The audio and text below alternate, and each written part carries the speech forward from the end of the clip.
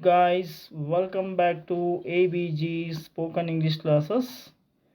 Today we are going to discuss the chapter number 17, the First War of Indian Independence 1857, class 10th.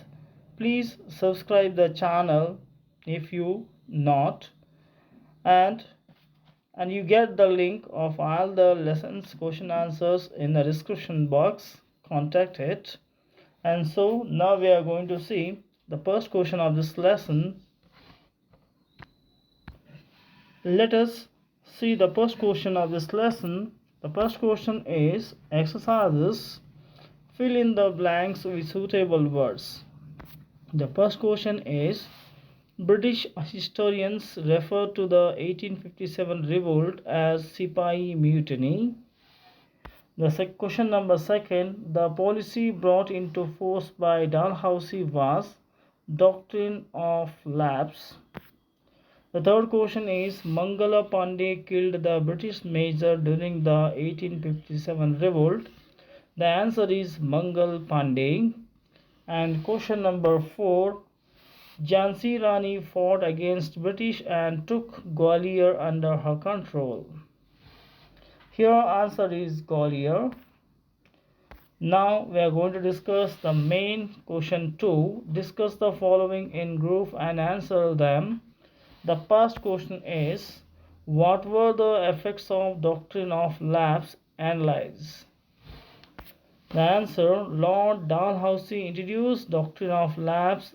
The effects of this policy were many kingdoms lost their right due to this policy.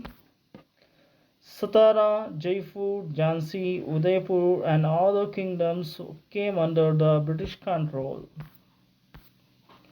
Dalhousie cancelled the princely titles of the Nawab of Thanjavuru and Carnatic kingdoms. The Mughal Sultan, the Nawab of Oudh and other kings were thrown out of their kingly states. Thousands of soldiers dependent on these kings became unemployed. The main question sub-question number 2. The economic changes of the time were responsible for the 1857 revolt. How?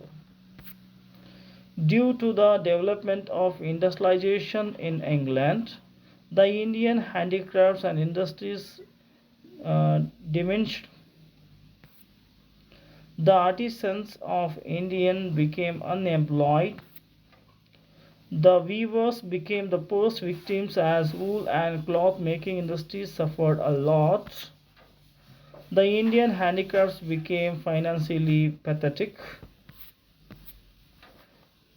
Due zamindar system, the farmers were exploited by zamindars.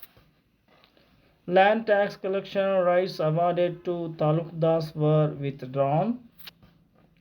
By forming Inam commissions, Inam lands were also withdrawn.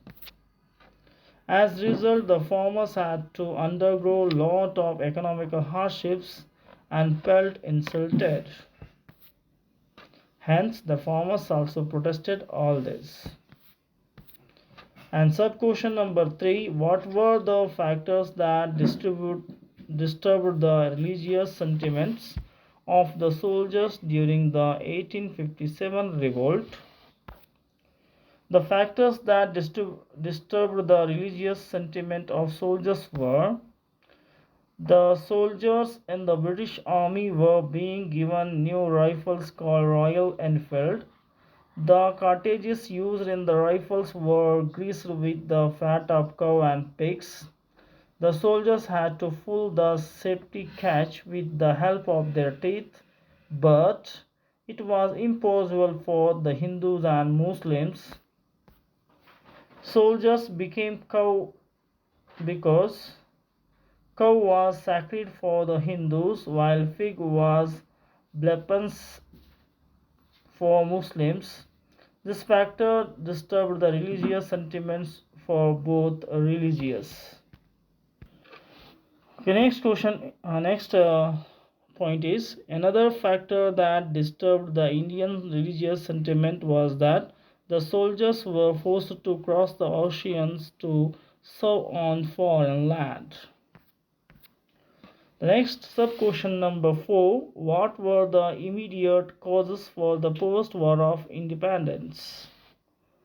So next, the immediate causes for the post-war of independence were: a rumor spread among the soldiers that the cartridges used in the rifles were greased with the fat of cow and pigs. Cows were sacred to the Hindus, pigs were blasphemous for Muslims. This incident became the immediate cause for the war.